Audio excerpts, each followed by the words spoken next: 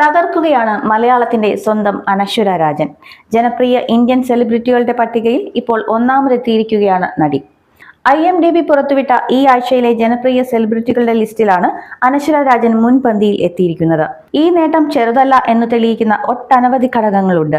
അതിൽ ഏറ്റവും സവിശേഷമായത് ദുരന്തർ എന്ന ഹിറ്റ് ചിത്രത്തിലൂടെ സിനിമാ ലോകത്ത് പ്രേക്ഷക പ്രീതിയും ഹിറ്റും സ്വന്തമാക്കിയ രൺവീർ സിംഗിനെ പോലും പിന്തള്ളിയാണ് അനശ്വര ഈ നേട്ടം കൈവരിച്ചിരിക്കുന്നത്.